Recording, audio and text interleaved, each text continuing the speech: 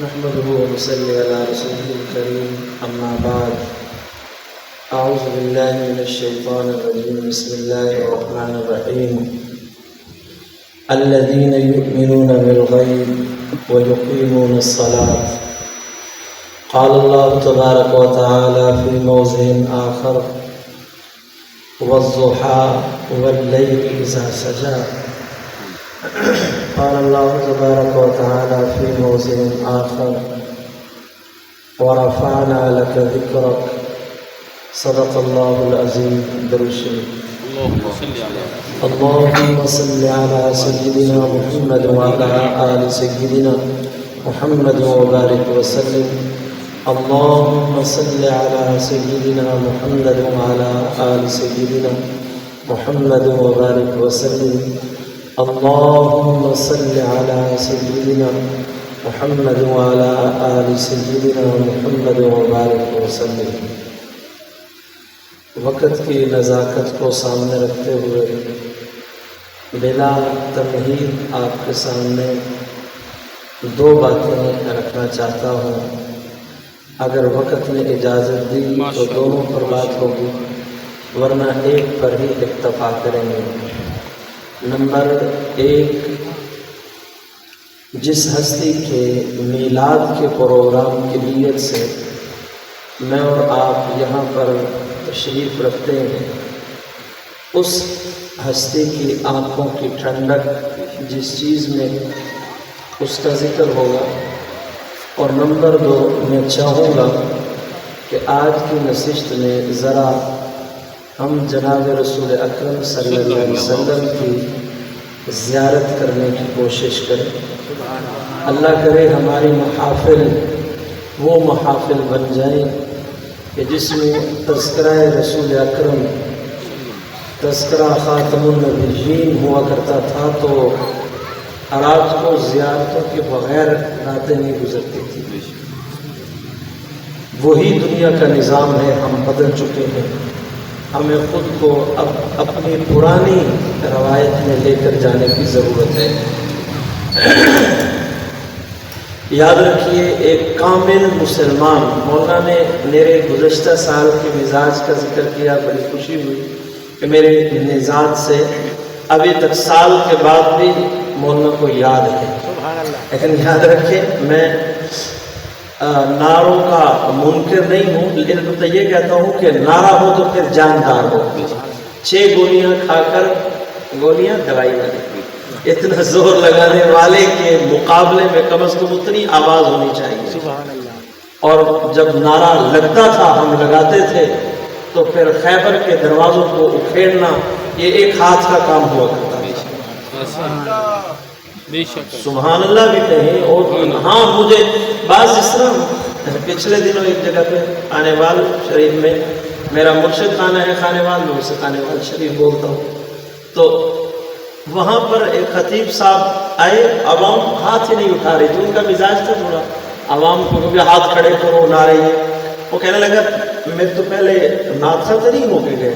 خطیب صاحب فرمانے اگر آپ ہو کے گئے ہیں تو کہنے لگا اچھا جیڑی سپیڈ جانی پئی ہے نا، کچھ عرصے بعد ہی نا نعت خانہ تمہیں آخنا ہے جتنا تمہیں حضور نال عشق رسول ہے نا، اتنا دوڑ کے اڈا لیا دی جاؤ، واپس آ کے ہاتھ چاک کے سبحان اللہ.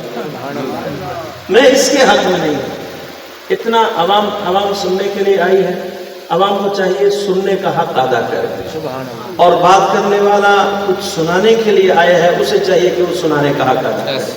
اللہ تعالی ہم دونوں کو اپنی اپنی ذمہ داری صحیح طور پہ ادا کرنے کی توفیق نصیب فرمائے.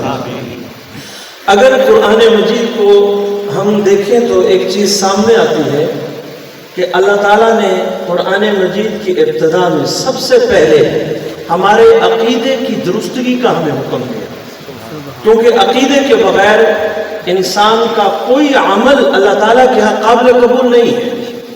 جس بندے کا عقیدہ صحیح نہ ہو، اس کی نماز، اس کا روزہ، اس کی عبادات، اس کی رات کی نفل تہجدیں، دن کے اس کے روزے، میدان جہاد کی لڑائیاں، وہ کسی کھاتے کے نہیں ہیں اگر بندے کا عقیدہ صحیح نہیں ہے. پہلے نمبر پر عقیدہ ہے. الذین یؤمنون بالغیب، اللہ تعالیٰ کی ذات پر بغیر دیکھے ایمان لانا. سب سے پہلے عقیدہ ہے، سب سے پہلے عقیدہ ہے۔ اگر یوں کہا جائے تو غلط نہیں ہوگا، جس بندے کا عقیدہ درست نہ ہو، جس بندے کا عقیدہ درست نہ ہو، وہ دنیا جہان کی تمام نیکیاں اپنے پلو کے ساتھ باندھ لے، اگر عقیدہ درست نہیں ہے تو اس کی نیکی کسی کھاتے کی نہیں ہے، اس کی کوئی نیکی اللہ تعالیٰ کے یہاں قابل قبول نہیں ہے۔ حتیٰ یلج الجمل فی سم الخیاط، سوئی کے نکے سے جس طرح اونٹ کا گزرنا یہ ناممکن ہے، بد عقیدہ بندے کا جنت میں جانا اسی طرح ناممکن ہے۔ پہلے نمبر پر عقیدہ، عقیدے کے بعد سب سے پہلے اللہ تعالیٰ نے جس عبادت کا ہمیں حکم دیا وہ نماز ہے، الذین یؤمنون بالغیب ویقیمون الصلاۃ۔ عقیدے کے بعد سب سے اہم چیز، سب سے اہم عبادتوں میں اللہ تعالیٰ نے وہ نماز کا ذکر فرمایا، کسی اور عبادت کا ذکر نہیں فرمایا۔ سبحان اللہ۔ یعنی اعمال کی بنیاد جو ہے وہ نماز سے شروع ہوتی ہے۔ اسی واسطے جناب رسول اکرم صلی اللہ علیہ وسلم نے فرمایا جس بندے کی نماز قیامت کے دن، وہی حدیث یہ ہے، سب سے پہلے قیامت کے دن نماز کا حساب ہوگا، اور جس بندے کی نماز صحیح نکل آئی اس کے باقی اعمال بھی صحیح نکل آئیں، نظام خدا بندی۔ اور جس بندے کی نماز درست نہ نکلی اس کے باقی اعمال کے اندر بھی کمزوری ہوگی، اس کی باقی اعمال کے اندر بھی کمزوری ہوگی۔ ان الصلاۃ تنہی عن الفحشاء والمنکر، نماز وہ عبادت ہے جو انسان کو ہر برائی اور ہر بے حیائی والے کام سے منع کرتی ہے۔ بھلا اس سے بڑی برائی کیا ہوگی کہ بندہ اللہ تعالیٰ کو سجدہ نہ کرے؟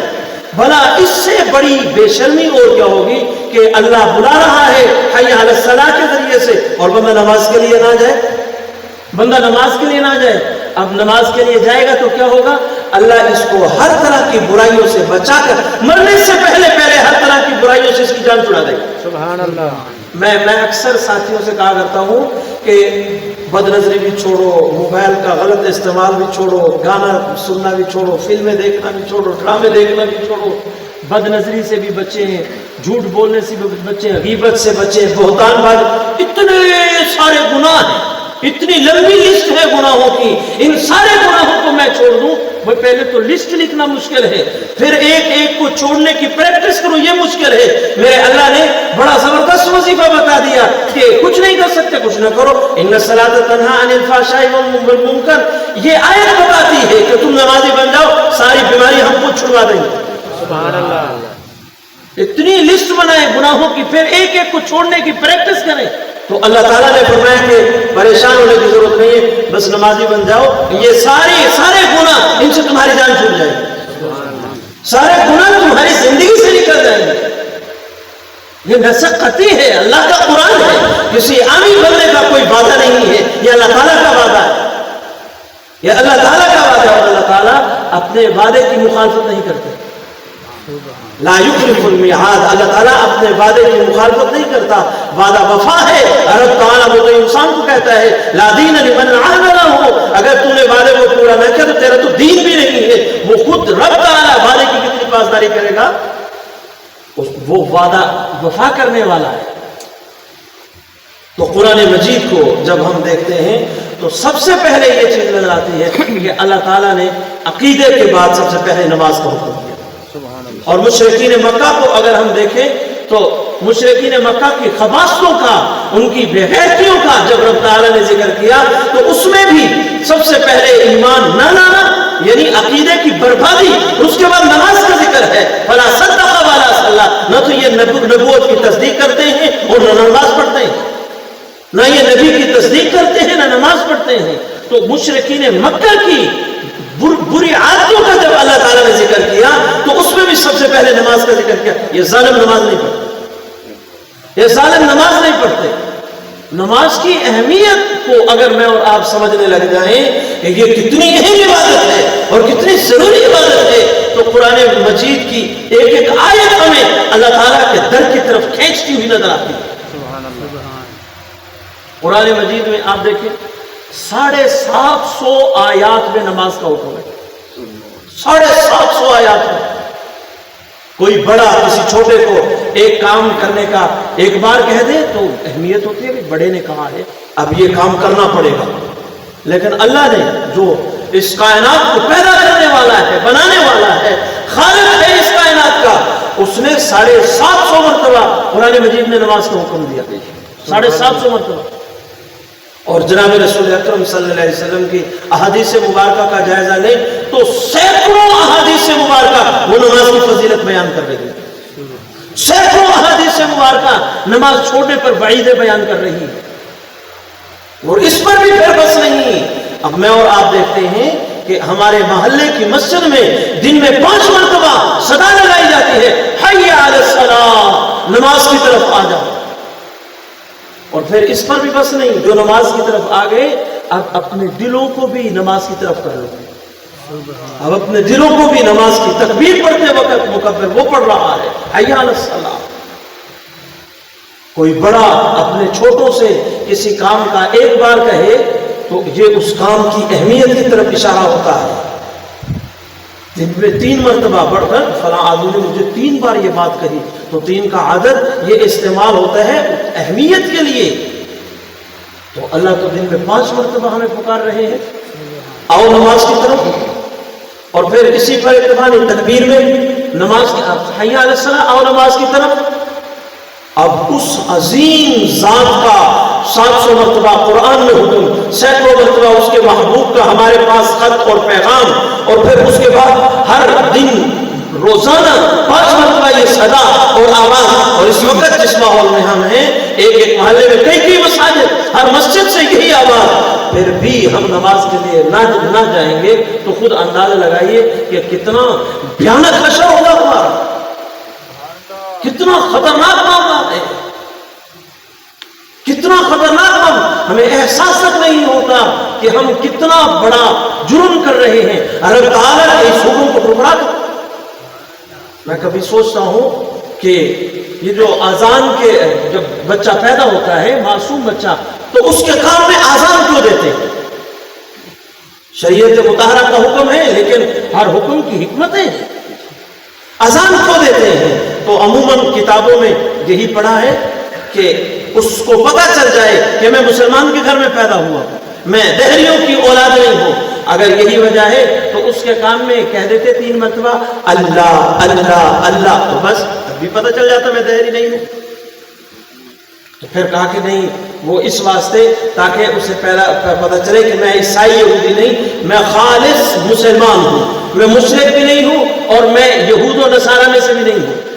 تو میں کہتا ہوں کہ اگر یہی بات تھی پھر شہادتین پڑھ دیا جاتا، اشہد ان لا الہ الا اللہ و اشہد ان محمدًا عبدہ و رسولہ، تب بھی پتہ چل جاتا۔ پوری اذان کیوں دی؟ پوری اذان کیوں دی؟ تو میرا دل یہ کہتا ہے کہ اللہ تعالیٰ نے اذان دینے کا حکم دیا کہ حی علی الصلاۃ، تیری زندگی میں بڑا ہونے کے بعد سب سے اہم کام جو ہے وہ نماز کا ہے۔ تیری زندگی میں جب تو بڑا ہو جائے گا سب سے اہم کام جو ہے وہ نماز کا ہے، اس واسطے اشارہ دے دیا حی علی الصلاۃ۔ دوسرے کام میں حی علی الصلاۃ کہ نماز یہ تیری زندگی کا سب سے اہم فریضہ ہے۔ نماز کی اہمیت پر انسان سوچے تو تنگ رہ جاتا ہے۔ شریعت کیا حکم دیتی ہے؟ 7 سال کا بچہ ہے اس کو نماز کا کہو، 7 سال کے بچے کو نماز، ابھی بالغ نہیں ہوا، ابھی بالغ نہیں ہوا، حکم دو کہ نماز بیٹا آج کے بعد تو نے نماز پڑھنی ہے، اور 7 سال کے بعد وہ نماز نہیں پڑھ رہا، 10 سال کی عمر میں شریعت کہتی ہے اس کو مار پیٹ کر نماز پڑھوائی جائے، اس کو مارا جائے، اس کی چھترول کی جائے، ایسی نہیں جس سے ہڈی وغیرہ ٹوٹے۔ شریعت نے ماں باپ کو بھی اس بات سے منع کیا۔ ہم نہیں کہتے جو معروف کیا جاتا ہے کہ جس جگہ پر استاد کا ڈنڈا لگ گیا اس پر جہنم کی آگ حرام، نہیں ہے۔ پتہ نہیں کہاں سے یہ باتیں معروف اور مشہور ہو گئی۔ شریعت میں ان باتوں کی کوئی اثر نہیں ہے، کوئی حقیقت نہیں ہے۔ 10 سال کا بچہ بالغ نہیں ہے اور وہ نماز پڑھتا ہے۔ آپ حیران ہوں گے، 10 سال کا بچہ نماز پڑھ رہا ہے، رب اجعلنی مقیم الصلاۃ ومن ذریتی، یا اللہ مجھے بھی نمازی بنا، میری اولاد کو بھی نمازی بنا۔ 10 سال کا بچہ جو بالغ نہیں ہے خود، جب اس کی شادی نہیں ہوئی، ابھی اس کی شادی کے آثار نہیں ہیں، اور اس کو شریعت تعلیم دے رہی ہے کہ تو اس عمر میں مانگنا شروع کر، یا اللہ میری اولاد کو بھی 5 وقت کا نمازی جس کی شادی کے آثار نہیں ہے، جو بھی بالغ نہیں ہوا، وہ تڑپ رہا ہے اور نماز میں کہہ رہا ہے رب اجعلنی مقیم الصلاۃ ومن ذریتی، یا اللہ میری اولاد کو بھی نمازی بنا۔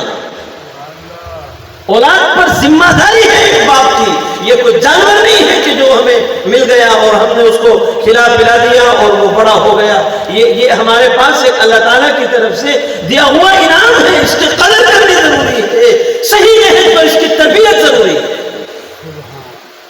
آج ہمارے معاشرے میں اولاد کو اپنی جاگیر سمجھا جاتا ہے، اولاد جاگیر نہیں ہے، اولاد کی بہترین تربیت ماں باپ کی ذمہ داری ہے۔ جو ماں باپ خود نماز نہیں پڑھتے وہ اولاد کو بچارے کس منہ سے کہیں کہ تم بیٹا نماز پڑھا کرو۔ ہمارے پاس آتے ہیں قاری صاحب بچے کو تمیز بھی نہیں ہے، ہم کہتے ہیں کہ باقی نمازیں تم پڑھ لیتے ہو مدرسے میں، صبح کی نماز ادھر مدرسے پڑھتے ہو اور صبح کی نماز نہیں پڑھتے، اور اس کو تو تمیز ہی نہیں ہے۔ آگے سے کہتا ہے ابو تم کون سی پڑھ لیتے ہو؟ بھئی یہ ہے کہ بچے کی تربیت صحیح نہیں، خود اپنے گربان میں کیوں نہیں جھانکتے، اپنے گربان میں کیوں نہیں دیکھتے؟ ہم نے موقع کیوں دیا بات کرنے کا بیٹے کو؟ ہمارا معاشرہ نماز کے حوالے سے انتہائی قسم پرسی کے عالم میں بہت معاملات بگڑے ہوئے ہیں۔ شریعت مطہرہ میں نماز کی بڑی اہمیت ہے، بڑی اہمیت ہے نماز کی۔ ہمارے بعض مشائخ نے فرمایا کہ ہر عبادت جو ہے وہ اللہ تعالیٰ نے انسان کے ذمہ لگائی ہے، باقی مخلوقات کے ذمہ نہیں ہے، لیکن نماز ایک ایسی عبادت ہے کہ ساری مخلوقات نماز والی عبادت کرتی ہے۔ ساری مخلوقات قد علم صلاتہ و تسبیحہ، ہر مخلوق اللہ تعالیٰ کی وہ نماز بھی پڑھتی ہے اور اللہ تعالیٰ کا ذکر بھی کرتی ہے۔ یہ دو عبادتیں ایسی ہیں جو اللہ تعالیٰ نے انسان کے ساتھ ساتھ باقی مخلوقات کو بھی حکم دیا، لیکن باقی مخلوقات نماز پڑھتی ہے تو ان کو نماز کا ایک ایک رکن ملا ہے۔ میں اور آپ اشرف المخلوق ہیں، اللہ تعالیٰ نے ہمیں نماز کے سارے ارکان عطا فرمائے۔ درخت قیام کی حالت میں ہر وقت کھڑے، درخت قیام کی حالت میں ہر وقت کھڑے، جانور رکوع کی حالت میں ہر وقت کھڑے، حشرات الارض کیڑے مکوڑے سجدے کی حالت میں ہر وقت کھڑے، اور پہاڑ تشہد کی حالت میں ہر وقت بیٹھے ہیں، لیکن اللہ تعالیٰ نے ہمارے پر احسان کیا کہ ساری نماز ہمارے اندر جمع فرما دی۔ کتنا اس ذات نے ہمارے اوپر احسان کیا، کتنا بڑا انعام فرمایا اس ذات نے۔ اور یاد رکھو ہر عبادت کے بارے میں شریعت مطہرہ میں ہر عبادت کے بارے میں اگر وہ عبادت کسی عذر کی وجہ سے، مجبوری کی وجہ سے مشکل ہو رہی ہے تو شریعت اس کو مؤخر کرنے کا حکم دیتی ہے، اس کو مؤخر کرنے کا حکم دیتی ہے، لیکن نماز کے لیے اس طرح نہیں، نماز کے لیے اس طرح نہیں۔ ایک بندہ نماز کے بعد روزہ ہے، روزہ نہیں رکھ سکتا، بیمار ہے تو فدیہ دے دو، یا فی الحال نہیں رکھ سکتے نہ رکھو، بعد میں قضا کر لینا۔ حج ہے، پیسہ ہے کرو، اگر پیسہ نہیں ہے تو حج نہ کرو۔ زکوٰۃ ہے، پیسہ ہے تو دو، نہیں ہے تو نہ دو۔ ہر عبادت کے اندر تخفیف ہے اگر وہ عبادت نہیں کی جا سکتی، لیکن نماز کے اندر نہیں، چھوڑنے کی اجازت بالکل نہیں، نہیں پڑھ سکتے تو مسجد میں آ کے گھر میں پڑھو، گھر میں کھڑے ہو کے نہیں، بیٹھ کے پڑھو ضرور، چھوڑنے کی اجازت نہیں ہے۔ بیٹھ کے پڑھو، بیٹھ کے نہیں، لیٹ کے پڑھو، اشاروں سے پڑھو، لیکن چھوڑنے کی اجازت نہیں ہے۔ کچھ نہ کچھ رخصت اللہ نے دے دی، چھوڑنے کی اجازت پھر بھی نہیں دی۔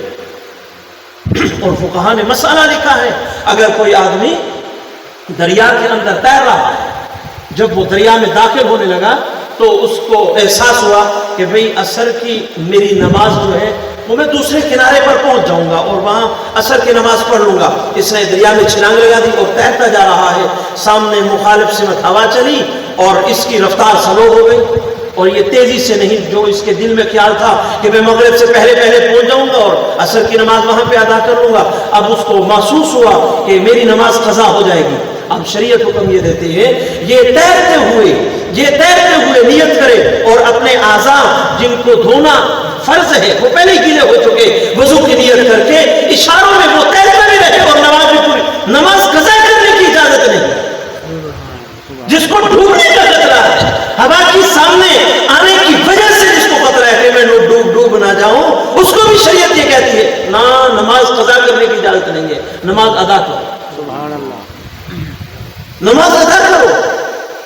اور دیکھو اگر ہم نماز کے حکم خدابندی کے آنے کی حکمت کو دیکھیں، کسی کو کوئی کام کہنا ہو، بندہ یا تو اس کو فون کر دیتا ہے، یار فلاں کام جو ہے نا وہ تم نے کرنا ہے، یہ تمہارے ذمہ ہے، یا کسی کے ذریعے سے پیغام دیتا ہے یار آپ فلاں کے پاس چلے جائیں اور اسے کہیں کہ یہ کام کرو۔ اور ایک یہ ہے کہ مالک ملازم کو خود اپنے پاس بلائے اور بلا کر کے کہے کہ یہ کام تم نے کرنا ہے، تو یہ اشارہ ہے کہ کام بہت اہم ہے، سبحان اللہ، یہ اشارہ ہے کہ کام بہت اہم ہے۔ اللہ تعالیٰ نے ہر عبادت جبرائیل علیہ السلام کے ذریعے سے نبی علیہ السلام تک پہنچائی کہ یہ کام کرو، لیکن جب نماز کی باری آئی تو جبرائیل کو راستے سے ہٹا دیا، فرمایا سامنے میرے محبوب کو لایا جائے۔ امام الانبیاء سامنے آئے، بالکل سامنے بیٹھ کر فرمایا محبوب خود بھی اور امت کو نماز کا اہتمام کرتے ہیں۔ سبحان اللہ، یہ ایسی عبادت ہے جس کے لیے اللہ تعالیٰ نے اپنے محبوب کو آسمانوں میں بلایا اور پھر اس عبادت کو حکم دیا۔ جناب رسالت آپ صلی اللہ علیہ وسلم کی زندگی مبارک کو ہم پڑھیں تو نظر آتا ہے کہ آپ صلی اللہ علیہ وسلم نے کبھی بھی کسی بندے کی ہلاکت کے لیے دعا نہیں فرمائی، رحمت للعالمین تھے آپ، لیکن جب معاملہ نماز کا آیا تو حضور علیہ السلام نے یہاں پر ہلاکت کے لیے دعا فرمائی۔ آپ نے ایک جملہ سنا ہوگا کہ اللہ کے نبی صلی اللہ علیہ وسلم نے کبھی کسی کے لیے بد دعا نہیں فرمائی، یہ بد دعا نہیں فرمائی۔ یہ لفظ ہم اس واسطے کہہ دیتے ہیں کہ لفظ بد کی نسبت اللہ کے نبی کی طرف کرنا یہ بھی گستاخی کے زمرے میں آتا ہے۔ نبی وہ عمل نہیں کرتے جس کے اندر لفظ بد ہو، لیکن عرف میں جس کو میں اور آپ بد دعا کہتے ہیں، اس کے لیے ادباً یوں کہیں گے اللہ کے نبی نے کسی کے لیے ہلاکت کی دعا نہیں فرمائی، بد نہیں کہیں گے، لیکن آپ صلی اللہ علیہ وسلم نے ہلاکت کی دعا فرمائی ہے۔ حضور علیہ السلام مکہ مکرمہ میں بیت اللہ کے اندر عبادت کر رہے تھے۔ ابو جہل، عتبہ، شیبہ، عقبہ بن ابی معیط، انہوں نے کہا کہ آپ نے اگر سجدہ کیا ہم یہ اونٹ کی اوجری آپ کے اوپر ڈال دیں گے۔ حضور حالت سجدہ میں تھے، ان ظالموں نے، ان لعینوں نے، ان لعنتیوں نے اللہ کے نبی صلی اللہ علیہ وسلم کے سر مبارک پہ وہ اوجری رکھ دی، جس سے آپ صلی اللہ علیہ وسلم کی نماز کے اندر خلل آیا، اور اس موقع پر اللہ کے نبی صلی اللہ علیہ وسلم نے فرمایا اے اللہ عقبہ بن ابی معیط، ابو جہل اور شیبہ اور عتبہ ان کو ہلاک فرما دیجئے، اور اللہ تعالیٰ نے غزوہ بدر میں ان کو ہلاک فرما دیا۔ ایک غزوہ تھا، جنگ کے موقع پہ اللہ کے نبی نماز میں اب ایک قانون تھا، عالمی قانون۔ بعض لوگ ہوتے ہیں جو عالمی قوانین کی بھی پاسداری نہیں کرتے، جس طرح آج بدترین ملک اسرائیل کر رہا۔ عالمی قانون تھا جب کسی کی عبادت کا وقت آ جائے جنگ روک دی جائے، وہ اپنی عبادت کرے۔ نماز کا وقت ہوا، اب ظالموں نے کیا کیا کہ نماز کے وقت کے لیے اجازت نہیں دی، تو حضور علیہ السلام نے ان کے لیے ہلاکت کی دعا کرتے ہوئے فرمایا یا اللہ ان کے گھروں کو، ان کے پیٹوں کو، ان کے بدن کو جہنم کی آگ سے بھر دیجیے۔ حضور علیہ السلام نے ہلاکت کی دعا اس وقت۔ اب سوال یہ پیدا ہوتا ہے، جس نبی نے غزوہ احد میں کسی کی ہلاکت کی دعا نہیں فرمائی، غزوہ احد آپ صلی اللہ علیہ وسلم کا سگا چچا حضرت امیر حمزہ بدن کے 17 ٹکڑے کر دیے گئے، وہاں پر آپ صلی اللہ علیہ وسلم اتنا غصے نہیں ہوئے کہ ان کے لیے اتنی سخت دعا فرمائی۔ طائف کے موقع پہ کتنا تڑپایا گیا، لہو لہان کر دیا گیا، وہاں پر بھی آپ صلی اللہ علیہ وسلم نے ہلاکت کی دعا نہیں فرمائی، لیکن ان دو مواقع پر کیوں فرمائی؟ ان دو مواقع پہ آپ صلی اللہ علیہ وسلم نے ہلاکت کی دعا اس واسطے فرمائی، معاملہ نماز کا تھا، معاملہ نماز کا تھا۔ ایک موقع پہ حضور کی نماز کو انہوں نے خراب کرنے کی کوشش کی، اور دوسرے موقع پر نماز پڑھنے کی اجازت نہیں دی۔ بس یہ آپ صلی اللہ علیہ وسلم سے برداشت نہیں ہوا، یہ آپ صلی اللہ علیہ وسلم سے برداشت نہیں ہوا۔ یاد رکھیے نماز کا اثر پڑتا ہے، ساری زندگی پر نماز کا اثر پڑتا ہے۔ دن کا اور رات کا نظام موقوف ہے نماز پر۔ اگر سورج اور چاند کے نظام کی رد و بدل کے موقع پہ صلاۃ کسوف اور صلاۃ کفوف ادا کرنے کا حکم نہ ہوتا تو مان لیتے کہ جی دن رات کا نظام ان کے بغیر چل رہا ہے نا، نماز کے بغیر دن رات کا نظام نہیں ہے۔ انسانیت کی زندگی اور حیات ہے پانی کی وجہ سے. اگر بارش نہ ہونے کی صورت میں صلاۃ استسقاء کا حکم نہ ہوتا تو مان لیتے کہ نماز کے بغیر بھی بارش ہو جاتی ہے نا. یہ منحصر ہے نماز پر.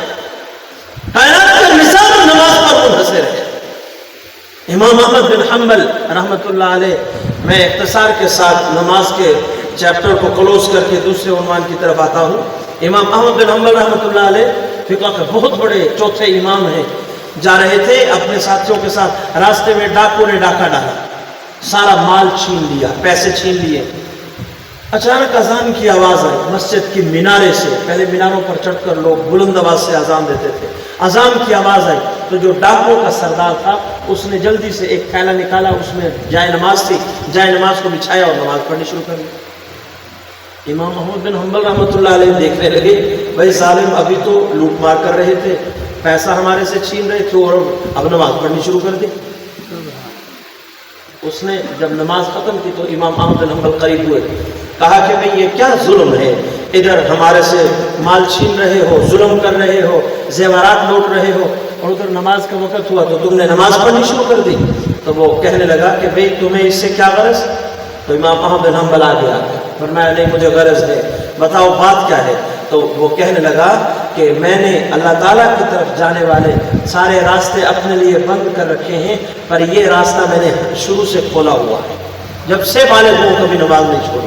کلمہ گو ہوں، مسلمان ہوں، کہاں سے کماؤں، میرے پاس کہاں سے پیسہ آئے گا، میں لوٹ مار کرتا ہوں، لیکن نماز کا دروازہ اللہ تعالیٰ سے صلح کا یہ میں نے کھولا ہوا ہے. اللہ کی شان. عرصہ گزر گیا، امام احمد بن حنبل حج کی سفر میں تشریف لے گئے. وہاں دیکھا کہ ایک نوجوان چیخ چیخ کر غلاف کعبہ پکڑ کے رو رہا ہے، اور اس کے رونے کو دیکھ کر دوسرے لوگوں کو رونا آ رہا ہے. اس کے رونے، اس کی صداؤں کو سن کر دوسرے لوگ رو رہے ہیں. امام احمد بن حنبل قریب آنے لگے، رش تھا، اندر داخل ہو گئے. لوگوں نے کہا بھی یہ کیا ہے، کس چیز کا شور ہے. لوگوں نے بتایا کہ ایک نوجوان ہے، اللہ سے معافی مانگ رہا ہے اپنے گناہوں کی. امام احمد بن حنبل رحمۃ اللہ علیہ کہتے ہیں جب میں اس کے بالکل قریب گیا تو دیکھ کر حیران رہ گیا، یہ وہی نوجوان تھا جو ڈاکو کا سردار تھا. وہی نوجوان چیختے چیختے روتے روتے زمین پر گرا، کلمہ پڑھا اور وہی روح نکل گیا. جب کوئی بندہ اللہ تعالیٰ سے صلح کرنے والا یہ نماز والا راستہ کھلا رکھتا ہے تو پھر اللہ تعالیٰ اس بندے کو ذلیل نہیں کرتے. یہ عمل ہی ایسا ہے جو مرتے وقت سارے گناہوں کو دھو کے رکھ دیتا ہے. ایسے تو نہیں فرمایا امام الانبیاء صلی اللہ علیہ وسلم نے کہ نماز میری آنکھوں کی ٹھنڈک ہے.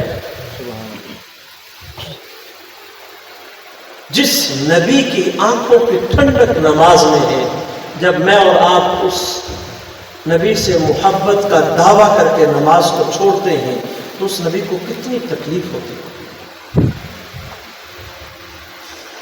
ایک بزرگ کو رسول اکرم صلی اللہ علیہ وسلم خواب میں ملے. اس نے دیکھا کہ آپ صلی اللہ علیہ وسلم کا یہ سینہ مبارک زخمی ہے، اس طرح چھریوں سے چاقو سے زخمی کیا جائے، اور چہرہ مبارک سرخ اور تکلیف میں.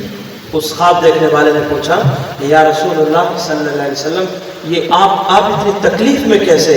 تو اللہ کے نبی صلی اللہ علیہ وسلم نے فرمایا کہ جب لوگ میری سنت کو چھوڑ کر، میرے طریقے کو چھوڑ کر یہود و نصارہ کے طریقوں کو اختیار کرتے ہیں، ان کا ایک ایک عمل خنجر بن کے میرے سینے میں اترتا ہے. ہمارا یہ عقیدہ ہے کہ آپ علیہ الصلوۃ والسلام اپنے روزے مبارک میں حیات تھے اور زندہ ہیں. ہر سوموار جمعرات کو ہمارا نام اعمال پیش ہوتا ہے. بہت سارے خوش بخت ہوتے ہیں جن کا نام اعمال دیکھ کر آپ صلی اللہ علیہ وسلم خوش ہوتے ہیں، اور بہت سارے بدبخت ہوتے ہیں جن کا نام اعمال دیکھ کر اللہ کے نبی صلی اللہ علیہ وسلم کو بہت تکلیف ہوتی ہے. ظالموں نے مکہ میں اللہ کے نبی کو تکلیفیں دی. اس زندگی میں جب آپ صلی اللہ علیہ وسلم پر ابھی موت کا حکم نازل نہیں ہوا تھا، انتقال نہیں ہوا تھا، دوسرے جہان کی طرف منتقل نہیں ہوئے تھے، ہم تو وہ بدبخت ٹھہرے جنہوں نے روزے رسول میں بھی آپ صلی اللہ علیہ وسلم کو چین سے نہیں رہنے دیا. اگر ہم تھوڑا گہرائی میں جا کر اپنے بارے میں سوچیں، ذرا اس نبی کا دیدار کرنے کے لیے ہمارے مشائخ نے لکھا ہے کہ اگر کوئی بندہ اللہ کے نبی صلی اللہ علیہ وسلم کی شکل مبارک اور خلیہ مبارک کو مکمل یاد کر لے मुकम्मल याद कर ले। जिस दिन आप सल्लल्लाहु का उन्हें मुबारक किसी बंदे को मुकम्मल याद हो गया, उसी रात अल्लाह ताला अपने महबूब की उस बंदे को ज़ियारत करा देगा। बड़े बड़े सूफिया का यह हजरत अली रज़ी अल्लाह अन्हु तशरीफ फरमा है। मुल्क शाम से एक शख्स आया, आकर के कहने लगा मैं मुल्क शाम से आया हूँ, मामिन को मोहम्मद, तुम में से मोहम्मद कौन है? हजरत अली रज़ी अल्लाह अन्हु और सहाबा की चीखें निकल गई, क्योंकि सिर्फ 3 दिन पहले अल्लाह के नबी का इंतकाल हो चुका। सिर्फ 3 दिन पहले सहाबा ये जख्म सह चुके थे, चीखें निकल गई सहाबा करम की। अल्लाह के नबी सल्लल्लाहु अलैहि वसल्लम तो इस दुनिया से चले गए हैं। हजरत अली ने हिम्मत करके ये जुमला कहा, तो अब उस साहिब ने पूछा कि भाई तुम कौन हो? हजरत अली रज़ी अल्लाह अन्हु ने फरमाया मैं उस आखिरी नबी का चचाजाद भाई और दामाद हूँ। तो कहा कि जरा मुझे उस आखिरी नबी के बारे में बताओ। तो हजरत अली रज़ी अल्लाह अन्हु ने अल्लाह के नबी सल्लल्लाहु अलैहि वसल्लम का तज़किरा किया। फरमाया अल्लाह ताला ने हमारे महबूब सल्लल्लाहु अलैहि वसल्लम को 14वीं रात के चांद की तरह चमकता हुआ चेहरा अता फरमाया था। हमारे नबी का चेहरा 14वीं रात के चांद की तरह था।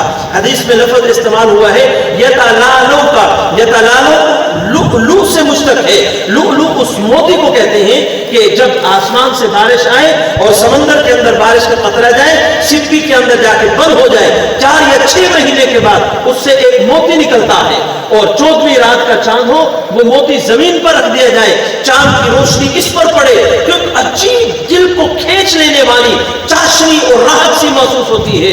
फरमाया 14वीं रात का चांद हो और लुकलू मोती जमीन पर पड़ा हो, इसके ऊपर चांद की रोशनी पड़े, इससे भी ज्यादा दरिक्षा था हमारे महबूब से सल्लम का चेहरा मुबारक। हजूर अलैहिस्सलातु वस्सलाम कमाल के हसीन थे, खूबसूरत थे। अल्लाह के नबी सल्लल्लाहु अलैहि वसल्लम की ये पेशानी आम इंसान की पेशानी से थोड़ा कुशादा थी। आप सल्लम की ये भवें बिल्कुल बारीक थी, इनके दरमियान यहाँ पर बाल बिल्कुल नहीं थे, ये जगह बिल्कुल साफ थी। जब आप सल्लम गुस्से की हालत में होते, यहाँ पर एक छोटी सी रग भड़कती हुई महसूस होती थी। हजूर अलैहिस्सलातु वस्सलाम की आंखें मुबारक, आंख में जो जगह सफेद होती है वो बेइंतहा सफेद थी, आंख में जो जगह स्याह होती है वो बेइंतहा स्याह थी। आप सल्लम की आंखें मोटी थी और चीरमा थी, बिल्कुल गोल नहीं थी, चीर था आंखों में। हर वक्त यूं महसूस होता था कि जिस तरह आप सल्लम ने अपनी आंखों में सुरमा लगाया हुआ है। हजूर अलैहिस्सलातु वस्सलाम की पलकें आम इंसान की पलकों से थोड़ी लंबी थी, कुछ ज्यादा थी, पलकों की लंबाई ज्यादा थी। उम्मे माबद के घर हिजरत की रात जब आप सल्लम रात कुछ वक्त गुजारा और चले गए, तो उम्मे माबद का शोहर आया, तो वो बताने लगी कि आज हमारे घर मोहम्मद हाशमी आए, कौन से हसीन थे, गजब के खूबसूरत थे, मैं तो उनकी आंखें तकती रही, उनकी पलकें यूं आगे जाके यूं मुड़ती थी और बड़ी गजब की हसीन और खूबसूरत पलकें थी। जिस जाविये से देखो मोहम्मद हाशमी हसीन ही हसीन थे, खूबसूरत ही खूबसूरत थे। आप सल्लम का नाक मुबारक बिल्कुल पतला था, ये जगह थोड़ी आगे उभरी हुई थी, लेकिन बड़ी खूबसूरत लगती थी। और नाक की इस जगह पे हर वक्त अनवारात, तजल्लियात, फ्यूज़ात, बरक़ात की बारिश होती रहती थी। हजूर अलैहिस्सलातु वस्सलाम की मूंछें मुबारक थी, यहाँ ज़ेरे लब बाल नहीं थे, यानी और ये कुदरती कटी हुई थी, काटनी नहीं पड़ती थी। आप सल्लम ने मुट्ठी भर दाढ़ी आप सल्लम की थी, इससे ज्यादा हुई नहीं। और ये चारों तरफ से सुन्नत है, तीनों तरफ से दाढ़ी का मुट्ठी भर होना सुन्नत है, इससे आगे आप सल्लम की दाढ़ी हुई ही नहीं। आप सल्लम की इतने बाल और गजब की खूबसूरत लगती थी। हजूर अलैहिस्सलातु वस्सलाम ने हमेशा जुल्फे रखाई, या कान की नोक के नीचे, यहाँ से आप सल्लम कनपटी से, यहाँ जब भी बाल कटवाए यहाँ से कटवाए। आप सल्लम दरमियान में से मांग निकाला करते थे। आप सल्लम के बाल बिगड़े थे, जिस तरह किसी समंदर दरिया में कंकड़ फेंकी जाए उसके अंदर लहरें बनती है। आप सल्लम की जुल्फे इसी तरह थी, लहरें बनती हुई महसूस होती थी। आप सल्लम ने एक हज 4 उम्रे किए, एक उम्रे के मौके पे आप सल्लम ने बाल मुड़वाए, 3 उम्रे और हज के मौके पे आप सल्लम ने बाल मुड़वाए। हज़रत अनस बिन मालिक फरमाते हैं जब आप सल्लम ने अपने तमामी बालों को मुड़वाया, सहाबा कराम इर्द गिर्द जमा हो गए, ऐसे आशिक और दीवाने थे, एक बाल भी आप सल्लम का जमीन पर नहीं गिरने दिया। सुभान अल्लाह। मोहम्मद बिन सुरीन कहते हैं उबैद ताबी के पास आप सल्लम का एक बाल था, मैंने कहा कि आपके पास अल्लाह के नबी का एक बाल है, वो समझ गए ये मुझसे लेना चाहते, तो उन्होंने फरमाया अगर कोई बंदा मुझे सारी दुनिया की सुल्तनत, हुकूमत, खजाने दे और मुकाबले में कहे अल्लाह के नबी का एक बाल मुझे दे दो, मैं सारी हुकूमतों को ठुकरा दूंगा, अल्लाह के नबी का बाल नहीं दूंगा। हर लिहाज से आप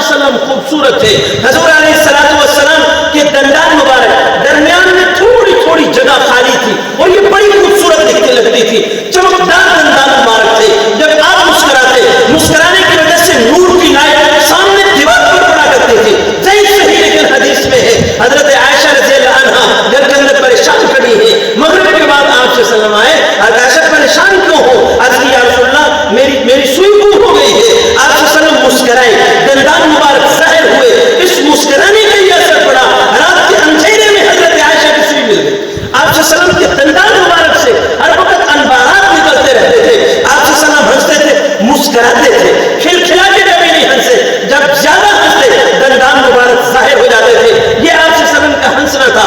حضور علیہ السلام کی یہ گردن مبارک, یہ داڑھی کے نیچے والی جگہ, یہ ہتھیلیاں اور نیچے, اور اسی طرح پاؤں کے نیچے والی وہ جگہ جو لباس کے بغیر ہے چاندی کی طرح چمکتی تھی.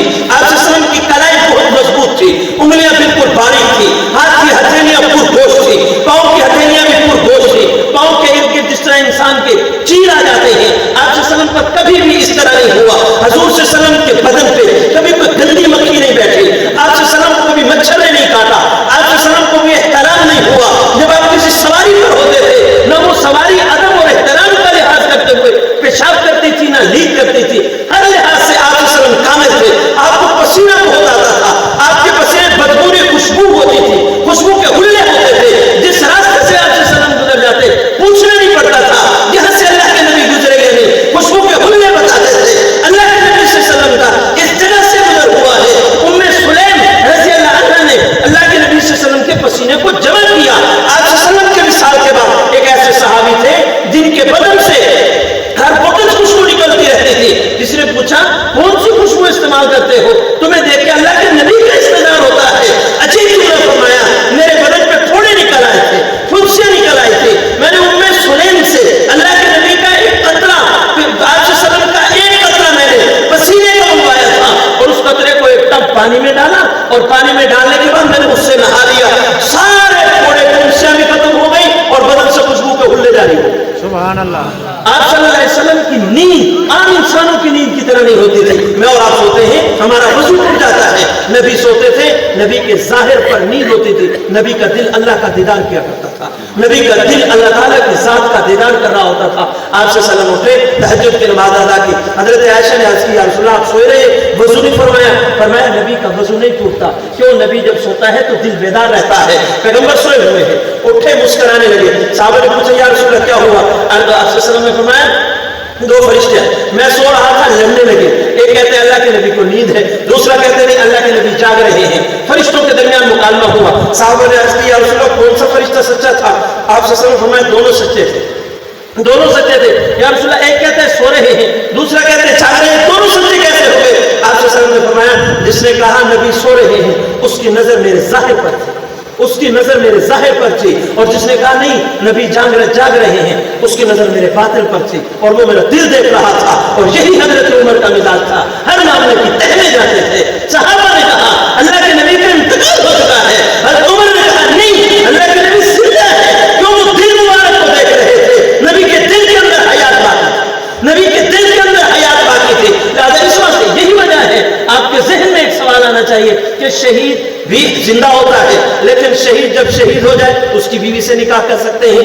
نبی بھی زندہ ہوتا ہے, لیکن نبی جب دنیا سے چلا جائے تو اس کی بیوی کے ساتھ نکاح نہیں کر سکتے. وجہ فرق کیا ہے؟ عموماً یہ جواب ملتا ہے نمبر ایک زندہ ہے تو اس کا جواب شہید زندہ نصر قطعی قرآن سے ثابت ہے, اس کی بیوی سے تو نکاح جائز ہے. نمبر دو اس واسطے کہ نبی امت کے لیے باپ کی طرح ہوتا ہے, روحانی باپ کی طرح. تو نبی کی بیویاں خود قرآن نے امہات المومنین کہا ہے, تو ماں سے کس طرح نکاح ہو؟ تو پھر یہ ہے کہ استاد کی بیوی بھی تو ماں ہوتی ہے, مرشد کی بیوی ماں ہوتی ہے. مرشد استاد کے انتقال کے بعد اس کے ساتھ تو نکاح جائز ہے. یہاں جائز کیوں نہیں؟ وجہ ہے علم نے یہ لکھی ہے کہ نبی کی بیوی سے نکاح اس واسطے جائز نہیں کہ نبی زندہ ہوتا ہے, اور شہید بھی زندہ, یہ بھی زندہ. دونوں کی زندگی میں فرق ہے. شہید کے بدن سے جب روح نکلتی ہے ان اللہ قبض ارواحکم, اللہ تعالیٰ تمہاری روح کو قبض کریں گے. قبض کے دو معنی مفسرین نے لکھے ہیں. نمبر ایک حبس دم, نمبر دو خروج دم. پورے بدن سے روح کا نکلنا, خروج روح اور حبس روح. سارے بدن سے روح نکل جائے یہ خروج روح ہے, اور سارے بدن کی روح کسی ایک جگہ میں جمع ہو جائے یہ حبس روح ہے. یہ حبس روح ہے, توجہ کرنا مشکل بات ہے. یہ حبس روح ہے. کیا مطلب؟ شہید کو موت